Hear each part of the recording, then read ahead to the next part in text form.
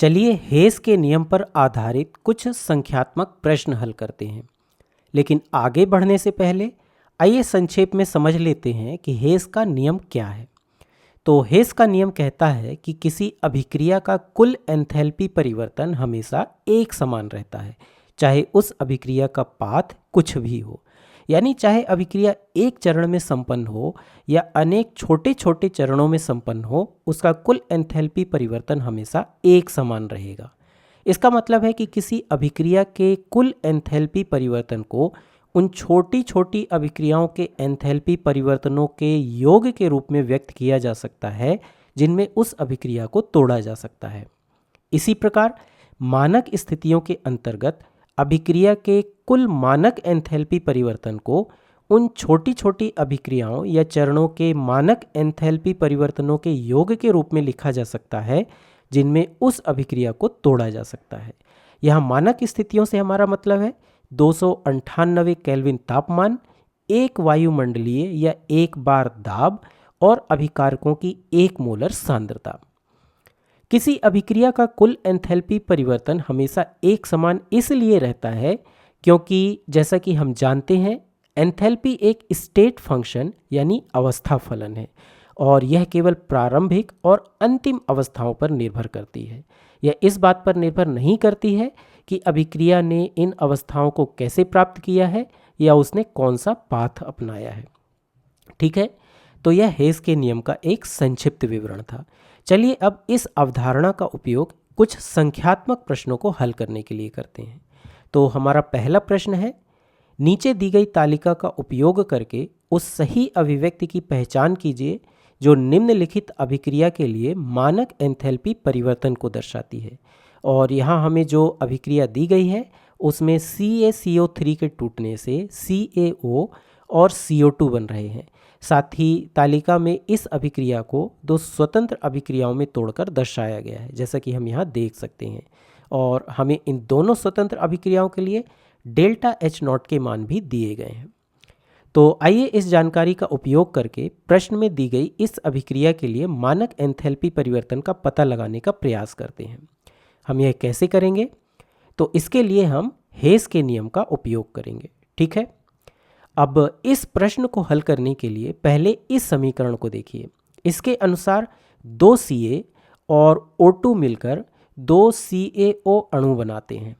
अब यदि हम इस समीकरण की तुलना प्रश्न में दी गई मूल अभिक्रिया के समीकरण से करें तो हम देख सकते हैं कि इन दोनों में कैल्शियम ऑक्साइड उत्पाद पक्ष में है।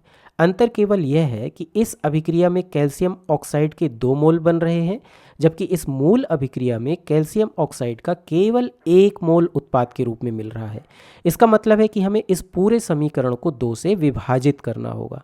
लेकिन ध्यान रखें कि जब भी हम किसी समीकरण को इस प्रकार किसी संख्या से विभाजित करते हैं या गुणा करते हैं तब हमें उसके अनुरूप उसके डेल्टा H0 के मान में भी परिवर्तन करना होता है। अब चूंकि इस पूरे समीकरण को हम 2 से विभाजित कर रहे हैं इसलिए हमें इसके डेल्टा H0 के मान यानी A को भी 2 से विभाजित करना होगा।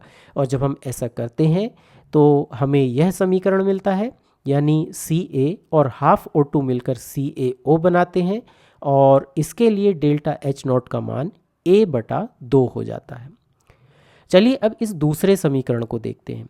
इस समीकरण में CaCO3 यानी कैल्शियम कार्बोनेट उत्पाद पक्ष में है, जबकि मूल अभिक्रिया में कैल्शियम कार्बोनेट अभिकारक पक्ष में है। इसका मतलब हमें इस समीकरण को उलटना होगा और जब हम ऐसा करते हैं तब इसके डेल्टा H0 के मान का चिन्ह भी बदलना होगा। यहाँ अभी यह +B है और जब हम समीकरण को उलट देंगे तो यह -B हो जाएगा। ठीक है, इस प्रकार समीकरण को उलटने पर अब CaCO3 अभिकारक पक्ष में है और इस अभिक्रिया के लिए डेल्टा H0 का मान -B है। अब जब हम इन दोनों समीकरणों को जोड़ते हैं तब कुछ पद आपस में कैंसिल हो जाते हैं और हमें यह अंतिम समीकरण मिलता है। हम देख सकते हैं कि यह ठीक वही अभिक्रिया है जो हमें प्रश्न में दी गई है और जिसे हम इस तालिका से प्राप्त करना चाहते थे। और इस अभिक्रिया के लिए डेल्टा H0 का मान होगा delta H0 R is equal to A/2 - B। इस प्रकार यह वह अभिव्यक्ति है जो इस अभिक्रिया के लिए मानक एंथैल्पी परिवर्तन को दर्शाती है और जिसे हमने इस तालिका में दी गई जानकारी का उपयोग करके ज्ञात किया है। चलिए एक और प्रश्न हल करते हैं। इस प्रश्न में हमें अभिक्रिया में बनने वाले उत्पाद यानी ICl3 के प्रति मोल के लिए मानक एंथैल्पी परिवर्तन की गणना करना है। इसके लिए हमें तालिका में ये दो समीकरण और इनके संगत डेल्टा H0 के मान दिए गए। अब यदि हम पहले समीकरण को देखें तो यहाँ उत्पाद पक्ष में 2 मोल ICl3 का निर्माण हो रहा है जो कि प्रश्न में दी गई मुख्य अभिक्रिया के समान है। इससे स्पष्ट है कि हमें पहले समीकरण में कोई परिवर्तन करने की आवश्यकता नहीं है। इसी तरह यदि हम दूसरे समीकरण को देखें तो यहाँ I2 यानी आयोडीन गैसीय अवस्था से ठोस अवस्था में परिवर्तित हो रहा है, लेकिन प्रश्न में दी गई मुख्य अभिक्रिया में ठोस आयोडीन अभिकारक पक्ष में है जबकि इस समीकरण में यह उत्पाद पक्ष में है। इसका मतलब हमें इस समीकरण को उलटना होगा और ऐसा करने पर इसके डेल्टा H0 के मान का चिन्ह भी विपरीत हो जाएगा। इस प्रकार समीकरण को उलटने पर हमें यह समीकरण मिलता है, यानी अब आयोडीन ठोस अवस्था से गैसीय अवस्था में परिवर्तित हो रहा है और इस अभिक्रिया के लिए डेल्टा H0 का मान प्लस 38 किलोजूल प्रति मोल है।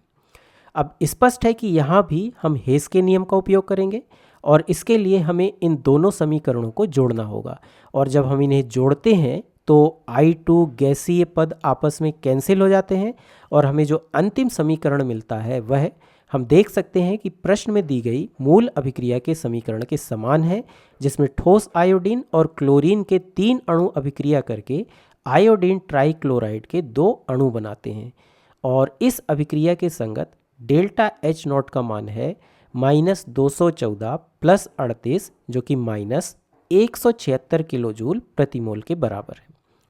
लेकिन ध्यान दीजिए, प्रश्न में हमें अभिक्रिया में बनने वाले उत्पाद ICl3 के प्रति मोल के लिए मानक एंथैल्पी परिवर्तन की गणना करने के लिए कहा गया है, जबकि इस अभिक्रिया में 2 मोल ICl3 का निर्माण हो रहा है।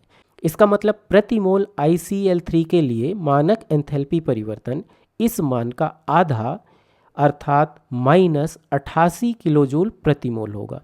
यही हमारा उत्तर है।